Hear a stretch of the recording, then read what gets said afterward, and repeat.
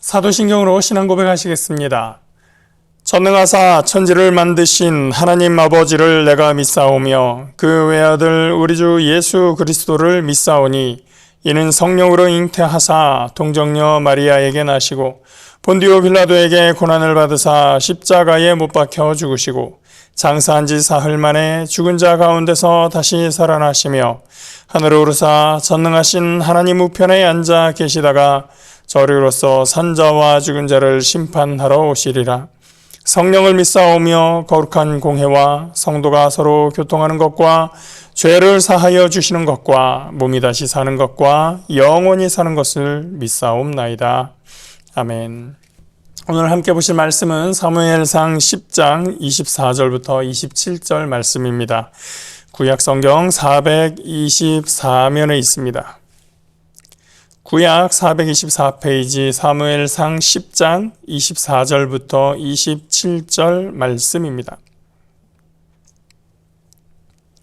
사무엘상 10장 24절에서 27절입니다. 사무엘이 모든 백성에게 이르되 너희는 야훼께서 택하신 자를 보느냐 모든 백성 중에 짝할 이가 없느니라 하니 모든 백성이 왕의 만세를 외쳐 부르니라. 사무엘이 나라의 제도를 백성에게 말하고 책에 기록하여 야훼 앞에 두고 모든 백성을 각기 집으로 보내매 사울도 기브아 자기 집으로 갈 때에 마음이 하나님께 감동된 유력한 자들과 함께 갔느니라. 어떤 불량배는 이르되 이 사람이 어떻게 우리를 구원하겠느냐 하고 멸시하며 예물을 바치지 아니하였으나 그는 잠잠하였더라. 아멘. 이제 사무엘이 이스라엘의 백성들의 왕을 지목할 때가 되었습니다. 사무엘은 백성들을 미스바로 불러 모았습니다. 미스바는 사무엘이 처음 이스라엘의 지도자가 되었을 때 여기서 백성들과 함께 기도하며 여기서 야훼의 신앙을 회복하고 우상들을 철폐하게 했던, 그래서 오직 하나님만을 섬기도록 했었던 곳입니다. 이제 사무엘은 다시 백성들을 미스바로 불러 모은 것입니다. 17절입니다. 사무엘이 백성을 미스바로 불러 야훼 앞에 모으고 이스라엘 자손에게 이르되 이스라엘 하나님 야훼께서 이같이 말씀하시기를 내가 이스라엘을 애굽에서 인도하여 내고 너희를 애굽인의 손과 너희를 압제하는 모든 나라의 손에서 건져내었느니라 하셨거늘 너희는 너희를 모든 재난과 고통 중에서 친히 구원하여 내신 너희의 하나님을 오늘 버리고 이르기를 우리 위에 왕을 세우라 하는도다. 애굽에서 그 백성을 이끌어낸 것은 그들에게 뛰어난 왕이 있었기 때문이 아니었다는 말씀입니다. 모세가 있었지만 모세도 그들에게 왕으로서 있던 것이 아니라 오히려 하나님의 심부름꾼, 하나님의 일꾼이었었던 것이죠. 지금까지 그들을 구원하신 유일한 이스라엘의 통치자는 하나님이셨습니다.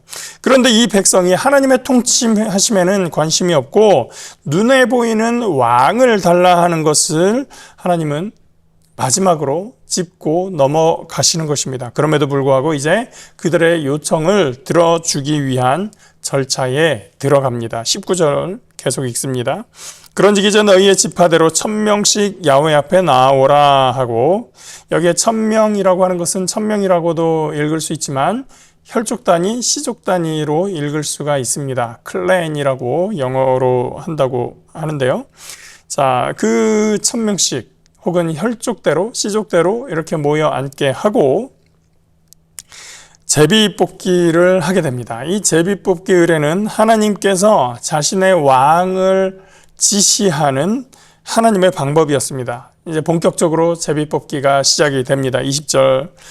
20절입니다. 사무엘이 이에 이스라엘 모든 지파를 가까이 오게 하였더니 베냐민 지파가 뽑혔고 베냐민 지파를 그들의 가족별로 가까이 오게 하였더니 마드리의 가족이 뽑혔고 그 중에서 기스의 아들 사울이 뽑혔으나 그를 찾아도 찾지 못한지라. 사울이 뽑혔는데 사울이 보이지 않습니다. 어디로 갔을까요? 22절입니다. 그러므로 그들이 또 야훼께 묻되 그 사람이 여기 왔나이까? 야훼께서 대답하시되 그가 짐 보따리들 사이에 숨었느니라 하셨더라. 이 장면을 연상해 보면 좀 묘한 상황이 연출되고 있습니다. 사람은 뽑혔는데 당연히 있어야 될 사람이 그 자리에서 보이질 않습니다. 사람들이 아니 사울이 어디 갔습니까? 아버지에게도 묻고 가족들에게 묻고 좀 전에 못 봤어요? 어디 갔어요? 이리저리 찾는데 보이질 않습니다. 그런데 이 사람이 보이지 않자 사람들이 하나님께 묻습니다. 하나님께서 가르쳐 주십니다. 그가 와 있는데 진보다리 뒤에 숨어 있다. 참 재미있는 장면입니다. 가보니까 역시나 그 사람이 거기에 숨어 있는 거죠. 23절. 그들이 달려가서 거기서 그를 데려오매 그가 백성 중에 선이 다른 사람보다 어깨 위만큼 컸더라. 이것은 뭘 말해주고 있을까요? 두 가지 방향에서 생각해 볼 수가 있을 것입니다. 첫째로 사울에 대해서 생각을 해보면 사울은 겸손하다 못해서 이 사람 너무 소심한 거 아니야? 라는 생각을 하게 됩니다. 아니 다 큰 사람이 왜 진보다리 뒤에 숨어 있는 겁니까? 성인이 말이죠. 애들도 아니고. 어쨌든 이 성경이 보여주는 사울의 모습은 그가 왕이 되고 싶어서 혈안이 되어 있는 그런 사람이 아니었었다는 겁니다. 남들 위에 군림하기를 좋아하는 것과는 완전히 반대쪽에 있는 거리가 먼 아주 소심하고 겸손하고 또 조심스러운 인물이라는 점입니다.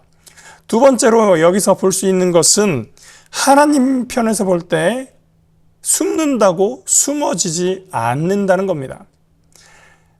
가인의 그 사건에서도 우리는 알 수가 있죠. 가인이 하나님을 피해서 숨었을 때, 또 그 아버지가 범죄한 후에 아담이 숨었을 때 하나님은 부르셨습니다.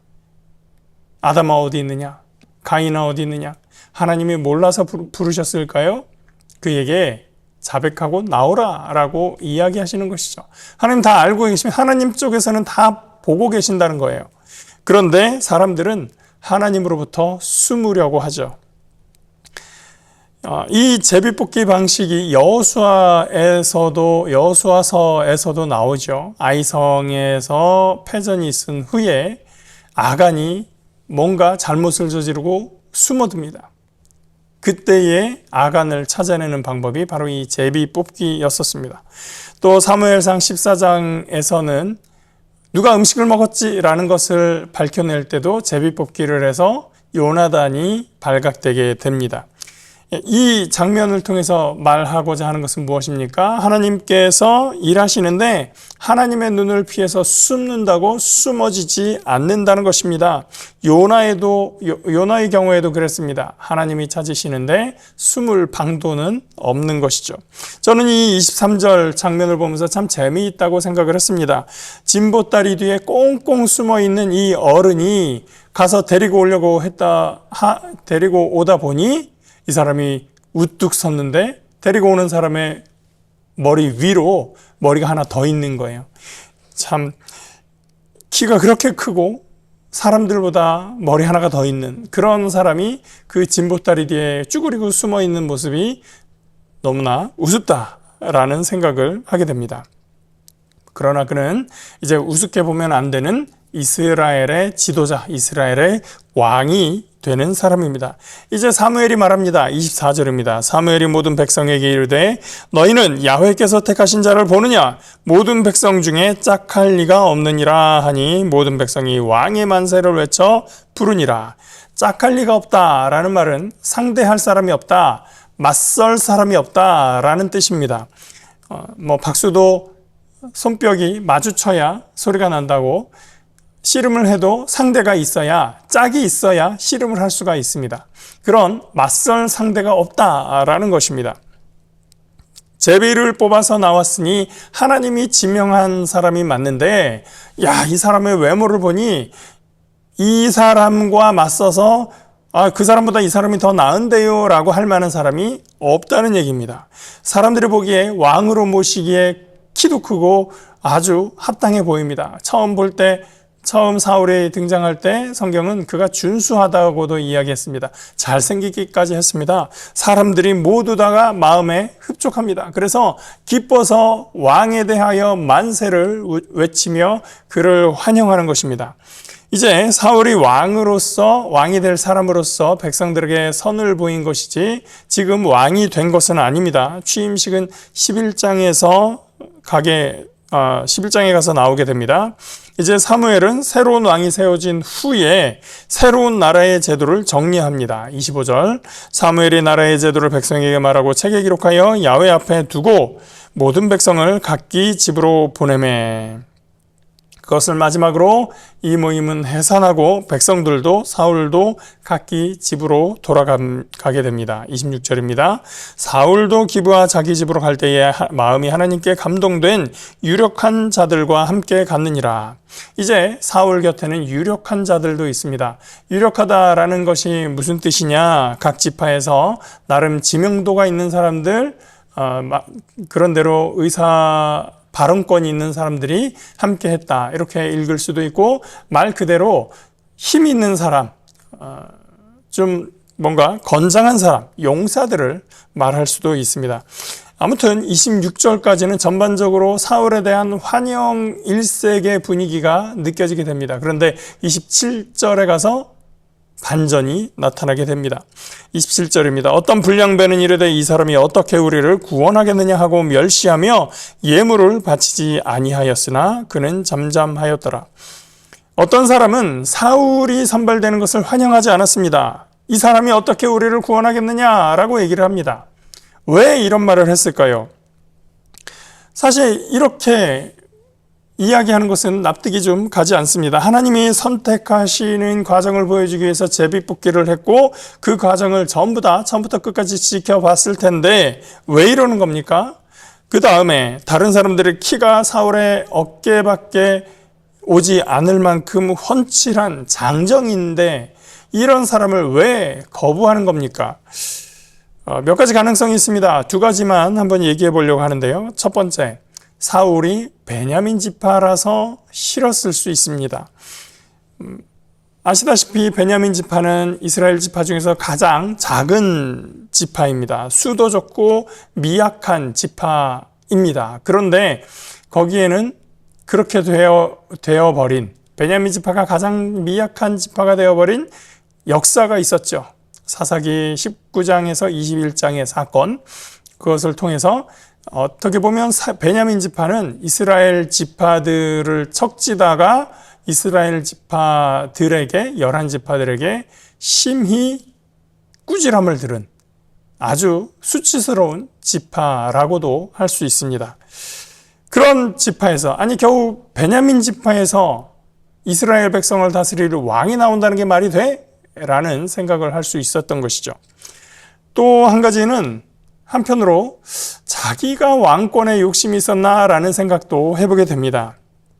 만일 자기들이 한 자리를 차지하고 싶었는데 제비뽑기로 이것이 무산되어 버렸다면 이런 반발이 이해되기도 합니다.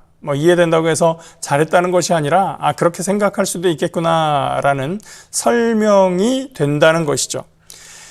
그들의 심리가 납득이 된다고 해서 인정해 줄 수는 없습니다.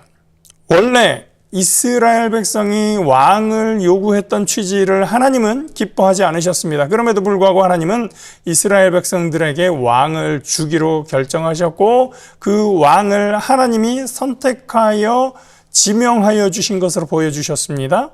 그런데 오히려 이 사람들이 하나님의 선택하여 주신 그 왕을 거부하게 되는 것입니다. 자기들이 왕을 달라 하고 하나님께서 지명했는데 그 왕을 거부하는 것이죠.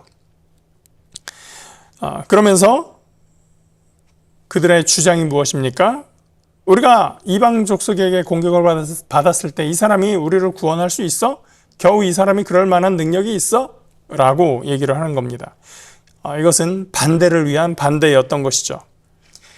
뽑기 과정을 전부 다 목격해 놓고 결과가 나오자 그 결과를 반대하고 멸시하고 모욕하고 있습니다.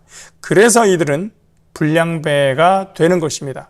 뒷골목에서 껌 씹고 침 뱉어서 불량배가 되는 것이 아니라 합당하지 않은 이유로 하나님의 일에 반대하고 자신들의 생각과 다르다는 이유로 하나님의 선택을 거부하는 사람들, 그들이 모두 불량배인 것입니다. 그런데 여기서도 사울은 매우 침착함을 보입니다.